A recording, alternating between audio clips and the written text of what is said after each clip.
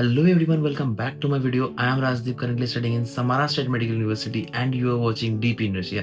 আজকের টপিক হলো about NMC rules. NMC rules এর ব্যাপারে পুরো ডেসক্রাইবলি বলবো। এনএমসি প্রত্যেকটা এক একটা রুলস এলাবোরেটলি ডেসক্রাইব করবো এন্ড ওর কি কি কনসিকুয়েন্সেস আছে এন্ড কোন কোন ইউনিভার্সিটি এগুলোকে ফলো করে এই সমস্ত ব্যাপারে কথা বলবো। এন্ড সাথে সাথে অনেকের ডাউট থাকে, অনেকে মিসলিড করে এই সমস্ত রুলস গুলোকে, অনেকজনকে মিসগাইড করা হয় এই সমস্ত রুলসদেরকে নিয়ে। এই বিষয়ে যে কথা হবে যাতে কারোর কোনো অসুবিধা না হয়, পুরো ক্লিয়ারলি জিনিসটা ভিজিবিলিটি হয়, একটা ট্রান্সপারেন্সি থেকে প্রত্যেকটা জিনিসের জন্য। তার জন্য এই ভিডিওটা স্পেশালি বানাচ্ছি। এন্ড অব্দি দেখো কেন আমি ভিডিওতে পুরো ডেসক্রাইব করছি, কিভাবে বলছি।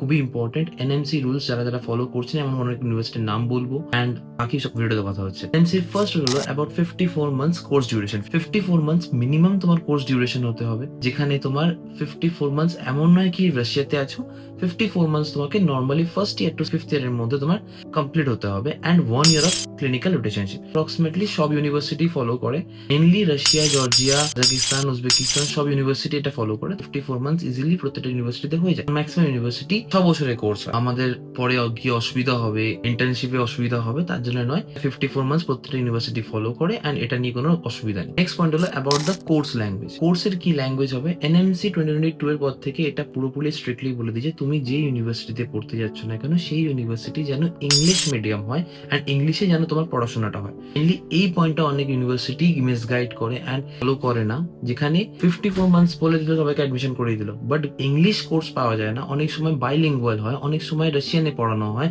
এন্ড অনেক ইউনিভার্সিটি সত্যি রাশিয়ানে পড়াচ্ছে।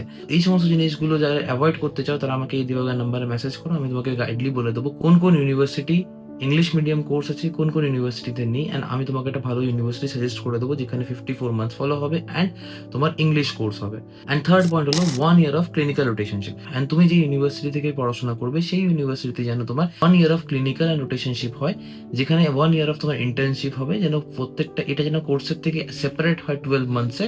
মেনলি সব ইউনিভার্সিটি ফলো করে এই ব্যাপারটাকে এন্ড খুবই কম ইউনিভার্সিটি আছে যারা এই সমস্ত জিনিসগুলো ফলো করে না, but mainly maximum universities follow করে। ফোর্থ পয়েন্ট হলো এনএমসি অ্যাপ্রুভড ইউনিভার্সিটি। এনএমসি কোনো সময় কোনো ইউনিভার্সিটিকে অ্যাপ্রুভ করে না, কোনো লিস্ট নেই। 2020 সাল অব্দি একটা লিস্ট ছিল, বাট 2022 সালে এনএমসি যখন রুলস চেঞ্জ করেছে তারপর থেকে এই সমস্ত লিস্টগুলো আর কিছু নেই, কোনো ইউনিভার্সিটি এরকম কিছু নেই। যারা যারা এই সমস্ত পয়েন্টসগুলো ফলো করছে বা এই রুলসগুলো ফলো করছে তারা এফএমজি দিতে পারবে অ্যান্ড তারা তোমার ডিগ্রিটাকে ইন্ডিয়াতে ভ্যালিড করতে পারবে। আর ফিফথ পয়েন্ট হলো অ্যাবাউট দ্য নিট এক্সাম। নিটে তোমাদেরকে সবাইকে কোয়ালিফাই করতে হবে, যে মিনিমাম কোয়ালিফাইং মার্কস হয় যেটা 50%, নট পার্সেন্টেজ, 50% সবাইকে পেতে হবে অ্যান্ড তাহলেই তোমার ইন্ডিয়াতে গিয়ে ভ্যালিড হবে, তাছাড়া কিন্তু ইন্ডিয়াতে সেই ডিগ্রিটা ভ্যালিড হবে না। অ্যান্ড যারা যারা নিট বিনা কোয়ালিফাই করে আসছে তারা কিন্তু মাথায় রেখো উইথ মি ইন্ডিয়াতে ফেরত যেতে পারবে না।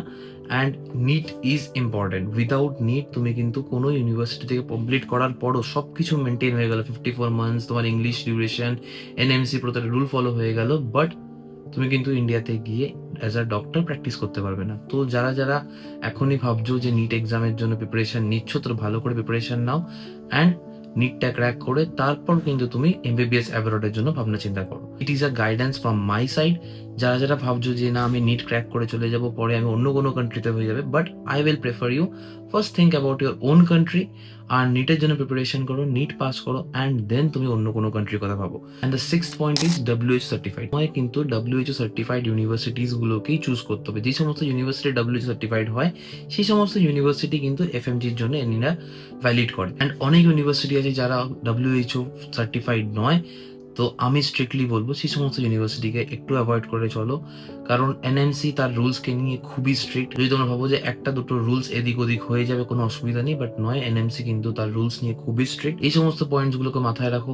যে ইউনিভার্সিটি তুমি চুজ করছো সেই ইউনিভার্সিটি WHO সার্টিফাইড হয়, সেই ইউনিভার্সিটির জন্য 54 মান্থস ভ্যালিড হয়, সেই ইউনিভার্সিটির জন্য ইংলিশ মিডিয়াম হয়। ফোর্থ, তুমি যেন নিট কোয়ালিফাই করে যাও। তো এই সমস্ত মিনিমাম টু মিনিমাম নিটের যে সমস্ত রুলসগুলো আছে এনএমসি থেকে, এই সমস্ত রুলসগুলো ফলো করো।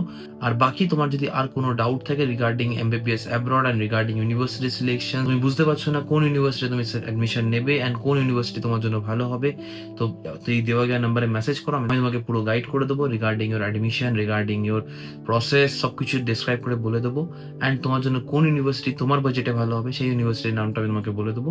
তো দেখা হচ্ছে নেক্সট ভিডিওতে। Till then, deep in Russia, signing of.